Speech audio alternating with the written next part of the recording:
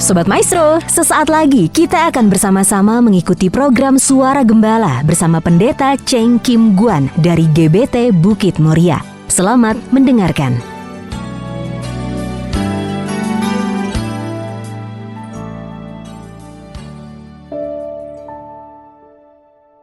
Shalom Sobat Maestro dimanapun berada. Kita bersyukur kembali dapat berjumpa karena kasih dan anugerah Tuhan. Kembali melalui program Suara Gembala, saya Pendeta Cheng Kim Guan mengajak kita sebagai umat Tuhan untuk sama-sama merenungkan beberapa pesan firman Tuhan yang akan kita awali terlebih dahulu dengan doa. Mari kita masuk di dalam doa. Kembali kami menghadap tahta anugerah-Mu ya Bapa. Kami umat tebusan-Mu yang sungguh sangat bergantung, berharap, dan menanti-nantikan kesetiaan dan pertolongan Tuhan. Menghadap hadirat-Mu dengan satu kerinduan. Kami ingin bersekutu dengan firman-Mu yang merupakan tuntunan bagi kehidupan kami. Biarlah Allah Roh Kudus mengurapi setiap pribadi kami, baik seluruh pendengar Maestro dimanapun berada, dan juga terlebih Tuhan mengurapi, memperkenan, melayakkan hamba-Mu yang tanah liat ini untuk menyampaikan pesan-pesan kebenaran firman-Mu. Sehingga persekutuan kami dengan firman-Mu adalah persekutuan dalam perkenan Tuhan, dalam hadirat Tuhan, dan dalam berkat-berkat Tuhan. Berbicaralah ya Bapa, berkati kami semua dengan firman-Mu. Dalam nama Tuhan Yesus Kristus, hamba panjatkan peralaskan segala doa ini. Haleluya. Amin. Puji Tuhan.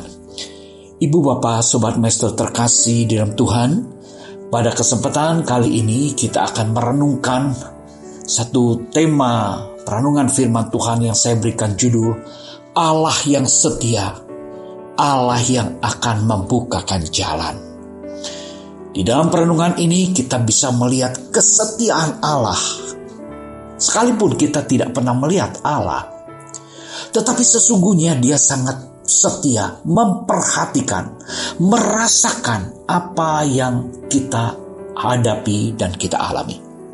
Dari sebab itu, kita perlu menantikan pertolongan Tuhan, sebab Dia tidak pernah terlambat. Pada waktunya, Dia pasti bukakan jalan. Puji syukur kepada Tuhan. Kita akan buka sebagai ayat pembukanya di dalam 1 Korintus 10 ayatnya yang ke-13. Berbunyi demikian.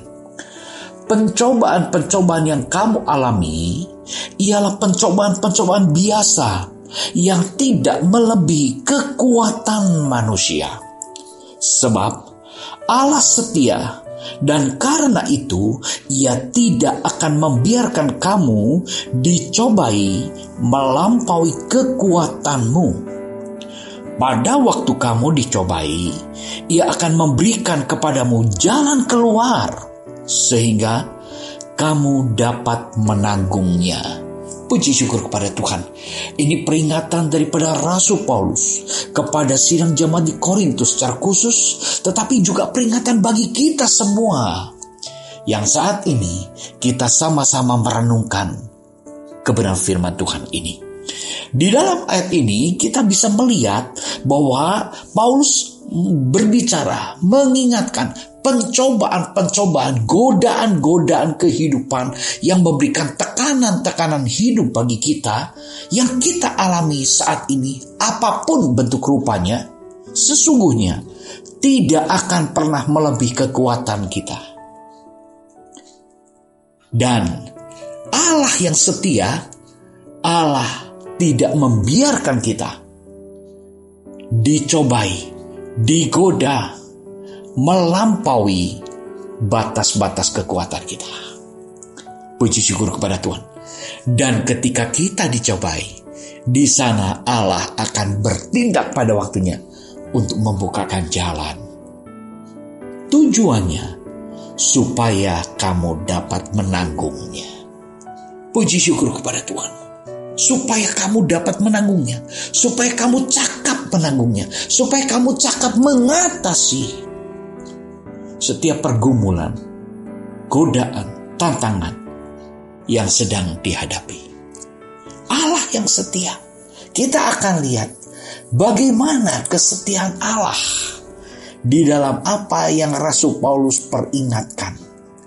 Di dalam 1 Korintus 10 ayat yang pertama dikatakan, "Aku mau supaya kamu mengetahui, saudara-saudara, bahwa nenek moyang kita, yaitu bangsa Israel, umat pilihan Allah, semua berada di bawah perlindungan awan, dan bahwa mereka semua telah melintasi laut." Melalui ayat yang pertama ini, Rasul Paulus mengingatkan peristiwa bagaimana Allah menuntun umat pilihannya, membebaskan umat pilihannya dari perbudakan Mesir. Lalu Allah juga menuntun umat pilihannya di padang gurun sampai memperoleh tanah perjanjian. Puji syukur pada Tuhan.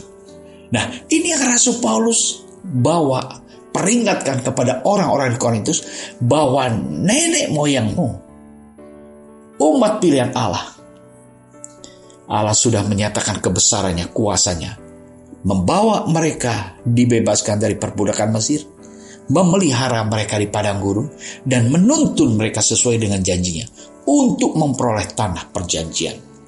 Demikian juga dengan kehidupan kita sebagai Israel rohani, umat tebusan Allah melalui pengorbanan Yesus Kristus. Kristus membebaskan kita sebagai orang-orang percaya dari dosa, dari belenggu dosa, dari perbudakan dosa. Dia berjanji memelihara kita selama kita di dunia ini. Sebagaimana ketika bangsa Israel keluar dari Mesir, sekalipun melalui padang gurun 40 tahun, Allah yang sama, Allah yang penuh kuasa, Dia sanggup memelihara bangsa pilihannya, sehingga bangsa Israel tidak mengalami kekurangan selama perjalanan di tengah padang gurun. Dan pasti Allah yang setia itu juga akan menepati janjinya, menuntun umat pilihannya selama hidup di dalam dunia ini untuk mengakhiri perjalanan di dalam dunia ini dan sampai ke rumah Bapa yang kekal. Ini gambaran daripada Allah yang setia, yang juga kesetiaannya dapat kita rasakan dan kita menikmati. Kembali kalau kita lihat di dalam 1 Korintus 10 ayat 13 bagian A dan bagian B. Saya bacakan, pencobaan-pencobaan yang kamu alami ialah pencobaan-pencobaan biasa yang tidak melebihi kekuatan manusia. Sebab Allah setia dan karena itu Ia tidak akan membiarkan kamu dicobai melampaui kekuatanmu. Ketahuilah ibu bapak saudara terkasih, setiap orang percaya, setiap umat tebusan Tuhan menghadapi berbagai-bagai pencobaan yang satu sama lain berbeda. Jadi kita tidak perlu membandingkan, waduh, pencobaan yang saya alami berbeda dengan pencobaan yang kamu alami. Rupanya lebih enak ya pencobaan kamu. Kamu pencobanya kok lebih ringan. Aku pencobanya begitu berat dan besar. Kita tidak perlu membandingkan apa yang sedang kita alami satu dengan lain. Tetapi mari kita tengadah ke atas. Sekalipun kita menghadapi pencobaan, menghadapi ujian, menghadapi dampak dari pencobaan itu yang menyulitkan kehidupan kita, ketahuilah, semua itu tetap dalam kendali Allah yang sama. Allah yang maha kuasa, Allah yang setia. Dia tidak akan membiarkan umatnya, orang-orang percaya, menghadapi pencobaan-pencobaan yang melewati kekuatan kita. Puji Tuhan. Dari sebab itu, Kita sebagai umat tebusan Tuhan, bersikaplah, jangan menduka citakan hati Allah yang setia. Ya, ini yang harus kita perhatikan. Ketika kita menyadari, mengingat bahwa Allah itu setia, maka sikap kita jangan menduka citakan hati Allah yang setia. Kita akan lihat di dalam 1 Korintus 10 ayat yang ke-8. Dikatakan, janganlah kita melakukan percabulan seperti yang dilakukan oleh beberapa orang dari mereka, sehingga pada suatu hari telah tewas 23.000 orang. Janganlah kita melakukan percabulan. Janganlah kita melakukan perzinahan. Janganlah kita berbuat kenajisan. Kalau kita lihat di dalam Bilangan 25 ayat yang pertama, sementara Israel tinggal di Sitim, mulailah bangsa itu berzina dengan perempuan-perempuan Moab. Di dalam Bilangan 25 ayat yang pertama, di sana dijelaskan bahwa perzinahan bangsa Israel dengan perempuan-perempuan Moab ini perzinahan tubuh, perzinahan jasmani. Tetapi dilanjut di dalam ayat yang kedua, Bilangan 25 ayat yang kedua, perempuan-perempuan itu mengajak bangsa itu ke korban sembelihan bagi Allah mereka. Lalu bangsa itu turut makan dari korban itu dan menyembah Allah orang-orang itu, orang-orang Moab. Ini bentuk perzinahan rohani. Rasul Paulus mengingatkan melalui 1 Korintus 10 ayat yang ke-8, jangan melakukan percabulan. Jangan melakukan perzinahan. Perzinahan dapat dilakukan dalam 2 tahap. Perzinahan secara tubuh, perzinahan jasmani, itu adalah perzinahan karena dorongan hawa nafsu kedagingan. Dan perzinahan yang kedua, yaitu perzinahan yang bersifat rohani. Berupa apa? Penyembahan kepada ilah-ilah lain. Ya, jadi kata perzinahan ini, percabulan ini bukan hanya konotasinya pemuasan hawa nafsu belaka, tetapi akan ditindaklanjuti dengan perzinahan rohani yang sangat menduka citakan hati Allah, Allah yang setia. Ini yang diperingatkan oleh Rasul Paulus. Ya, dan juga Rasul Paulus mengingatkan dalam 1 Korintus 10 ayat yang ke-9. Dan janganlah kita mencobai Tuhan seperti yang dilakukan oleh beberapa orang dari mereka, sehingga mereka mati di pagut ular. Di dalam Bilangan 21 ayat yang ke-5, lalu mereka berkata-kata melawan Allah dan Musa, mengapa kamu memimpin kami keluar dari Mesir, supaya kami mati di padang gurun ini? Sebab di sini tidak ada roti dan tidak ada air, dan akan makanan hambar ini kami telah muak.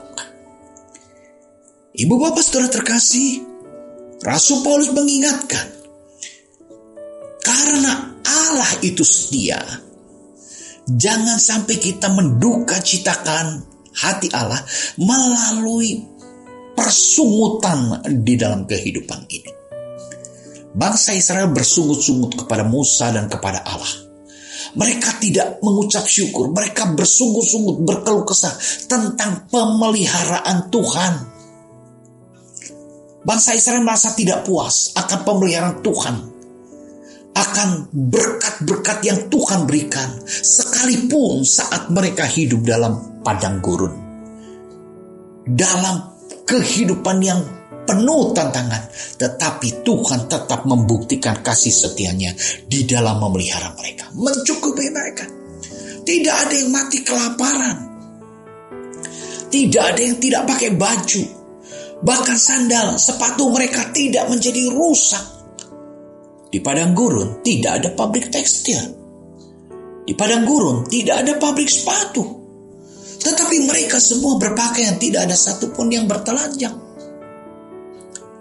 Itu membuktikan bagaimana Allah sanggup memelihara bangsa pilihannya, umat yang diperhatikannya. Tetapi sayangnya, bangsa itu bersungut-sungut, bangsa itu tidak mengucap syukur atas anugerah kehidupan yang Tuhan berikan. Ini menjadi peringatan bagi kita, Ibu Bapak Saudara terkasih. Di masa yang sukar yang saat ini kita sama-sama alami dan hadapi, kita hidup dalam dunia nyata, bukan dunia maya, dunia yang real, dunia yang nyata, penuh dengan tantangan, penuh dengan pergumulan. Orang yang berharap kepada Tuhan, mereka pun menghadapi tantangan pergumulan. Kita yang yang berharap mengandalkan Tuhan pun menghadapi pergumulan. Jangan sampai kita bersungut-sungut atas kasih setia Tuhan. Kalau sampai detik ini kita masih ada sebagaimana kita ada, kita masih menghirup udara dengan bebas sekalipun harus pakai masker, ketahuilah hidup kita saat ini adalah karena anugerah Tuhan. Jangan kita bersungut, tapi bersyukurlah. Di dalam Bilangan 21 ayat yang ke-6, lalu Tuhan menyuruh ular-ular tedung ke atas bangsa itu yang memagut mereka sehingga banyak dari orang Israel yang mati. Kenapa ada murka Allah? Mengapa ada penghukuman? Karena bangsa Israel tidak mensyukuri kehidupan, tidak mensyukuri anugerah yang Tuhan berikan. Di dalam 1 Korintus 10 ayat yang ke-10 dikatakan, janganlah bersungut-sungut seperti yang dilakukan oleh beberapa orang dari mereka. Mereka yang dimaksud adalah umat pilihan Allah. Mereka yang dimaksud adalah bangsa Israel, sehingga mereka dibinasakan oleh malaikat maut. Ibu Bapak Saudara terkasih, Allah yang setia, Dia Allah sumber kehidupan. Dia Allah yang berdaulat. Dia Allah berkuasa untuk memberikan kehidupan dan kebinasaan. Ini jelas. Di dalam 1 Korintus 10 ayat 10 Rasul Paulus ingatkan, jangan bersungut-sungut seperti yang dilakukan oleh beberapa orang dari mereka sehingga mereka dibinasakan oleh malaikat maut. Allah yang setia, Allah yang bertanggung jawab atas kehidupan dan kematian. Tidak ada seorang pun yang bisa meminta kehidupannya sedikit diperpanjang. Tidak bisa. Itu adalah waktunya Tuhan. Kehidupan seseorang, kematian seseorang sepenuhnya dalam kendali dan kuasa Allah yang adalah sumber kehidupan, yang adalah Allah yang setia. Puji syukur kepada Tuhan. Kalau kita lihat di dalam 1 Korintus 10 ayatnya yang ke-11, di sini dikatakan semuanya ini telah menimpa mereka sebagai contoh. Ya, Rasul Paulus memberikan peringatan kepada orang-orang Korintus. Dia berbicara tentang nenek moyang mereka, umat pilihan Allah, bangsa Israel yang Allah pelihara, Allah pimpin, Allah sertai ketika mereka menduka citakan hati Allah. Ada sisi keadilan Allah, yaitu apa? Memberikan penghukuman. Sehingga di dalam 1 Korintus 10 ayat 11 dikatakan, semuanya ini telah menimpa mereka sebagai contoh dan dituliskan untuk menjadi peringatan bagi kita yang hidup pada waktu di mana zaman akhir telah tiba. Ini menjadi peringatan bagi kita. Zaman akhir telah tiba. Kapan itu? Nah, inilah saatnya. Kita ini memasuki zaman akhir. Ya, di mana kesulitan makin meningkat. Di mana tanda-tanda kedatangan Tuhan membuktikan sudah tidak lama lagi. Ini saatnya Ibu Bapak Saudara terkasih. Kita harus kembali menghargai dan diingatkan Allah yang sudah menebus kita. Allah yang sudah membebaskan kita dari belenggu maut. Allah yang tetap setia menuntun kehidupan kita. Agar apa? Kita dituntun di dalam perjalanan hidup kita di dalam dunia ini. Sehingga pada satu saat nanti, ketika kita mengakhiri perjalanan hidup kita dalam dunia ini, kita harus meninggalkan dunia ini. Kita akan sampai di tanah perjanjian, di tempat yang Allah janjikan, yaitu apa? Di surga yang mulia. Puji syukur pada Tuhan. Bukti kesetiaan Allah. Jika Allah setia, maka kita harus tetap setia menanti pertolongannya. Kita harus tetap setia hidup memuliakannya. Kita harus tetap setia menyembah dan beribadah kepadanya. Kita harus tetap setia, hidup bagi kemuliaannya. Kita perlu kesetiaan. Jika Allah begitu setia, sekalipun kita tidak pernah melihat, sekalipun mungkin kita saat ini menghadapi tekanan yang seolah-olah tidak ada jalan keluar, sadarilah dan ketahuilah, ibu bapak saudara terkasih, Dia Allah yang setia.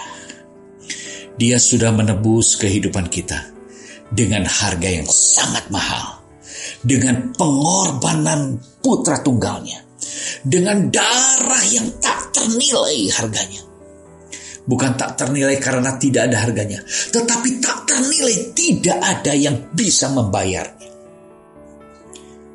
Betapa luhurnya Allah menebus kita. Kita sebagai umat tebusannya disertai oleh Allah yang setia. Kita kembali ke 1 Korintus 10 ayat 13 bagian C. Dikatakan, pada waktu kamu dicobai, Ia akan memberikan kepadamu jalan keluar, sehingga kamu dapat menanggungnya. Nah, ini ibu bapak saudara terkasih, Allah yang akan membukakan jalan. Pada waktunya, Allah yang setia bertindak membukakan jalan pada waktunya, bukan pada waktu kita. Kita ini sekarang manusia cenderung ingin serba instan, serba cepat. Kita ingin semua serba masalah terselesaikan.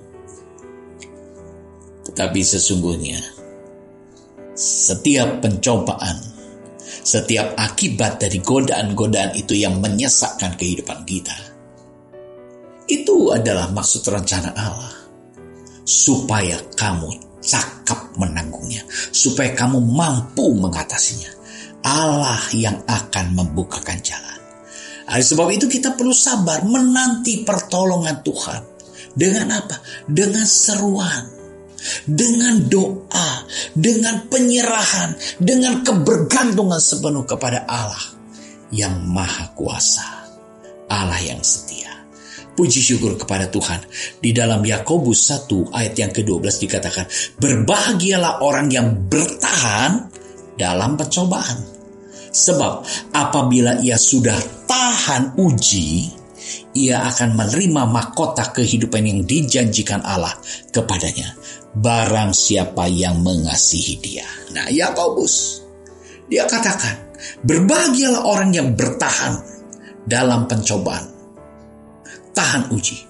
Sebab ketika kita menghadapi setiap pencobaan, menghadapi setiap godaan, menghadapi setiap tantangan, hadapilah itu semua bersama dengan Allah yang setia. Maka pencobaan itu akan berubah menjadi satu ujian. Beda, pencobaan itu penggoda, tapi ujian itu menguji supaya kita meningkat di dalam Tuhan. Berbahagialah kita sebagai umat tebusan yang senantiasa mengandalkan Tuhan. Puji syukur, Tuhan memberkati. Mari kita berdoa. Tuhan, kami mengucap syukur untuk beberapa ayat firman-Mu yang kami renungkan bersama. Hamba berhenti bicara, tetapi firman-Mu hidup, dan Roh Kudus akan terus berbicara, memberkati kami semua, menguatkan kami semua, memberikan pengharapan bagi semua, dan kekuatan daripada Allah yang adalah roh adanya di dalam kehidupan kami, memampukan kami untuk menghadapi hari-hari kami. Terima kasih Tuhan, terima kasih Bapa. Dalam nama Tuhan Yesus Kristus, hamba panjatkan peralaskan segala doa ini. Haleluya. Amin. Shalom. Tuhan memberkati kita semua. Amin.